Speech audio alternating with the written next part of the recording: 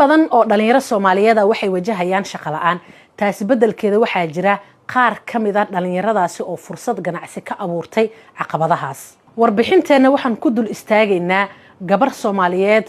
oo in badan shaqaale ahayd haddana furatay goob markaasi ganacsi fursadna siisay gabdho kale oo shaqo la'aan ahaa waahiba Cabduqaadir Yuusuf oo sanado ka hor ka shaqeynaysay shirkad ganacsi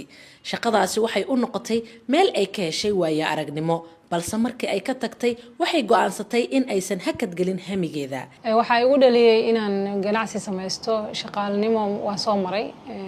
inaan goob ganacsi ka soo shaqeey jiray jirto wixii ka dambeeyay laakiin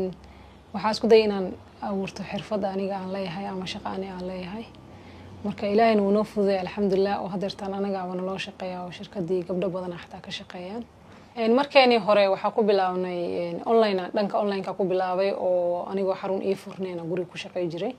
inaan alaabihii inta kariyo unsiyadii aan duubo kadibna aan online ahaan u gado markii dambana sanadaas isku soo shaqeynay sanadnaas waxaan ku shaqeynaynaa xarunta oo xarunteena sanad ay furantahay ganacsigan hadeertaan aawado oo wax soo saarka ah productivity-ga waxa ka faa'iideysteen gabdho badan dhanka production-ka oo wax soo saarista inay unsiyadii la kariyaan waxa ka shaqeysa gabar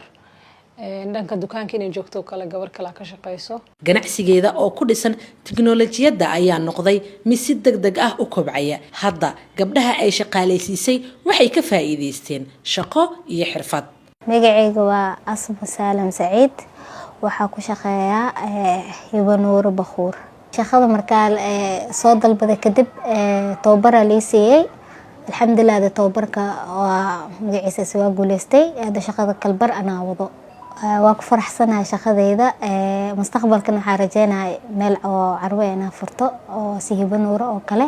inaan qof kale aan si fursad ay siisay qof kale inaan fursad u sii rajeynaa insha Allah sheekada Hiba waa tusaale muujinaya sida hal abuurnimada iyo adeegsiga tiknoolajiyada ay u noqdaan wada lagu horumarin karo ganacsiga gabar shaqaala waxay noqon kartaa milkiile wayna ka jaanis badan tahay qofka aan shaqaalaha ahayn because waa qof base heesta jaanisna u leh inuu meel kala tago ayadoo maadaama waajibaad badnana ayna saareen waxna soo galayaan waxay fursad u leedahay in ay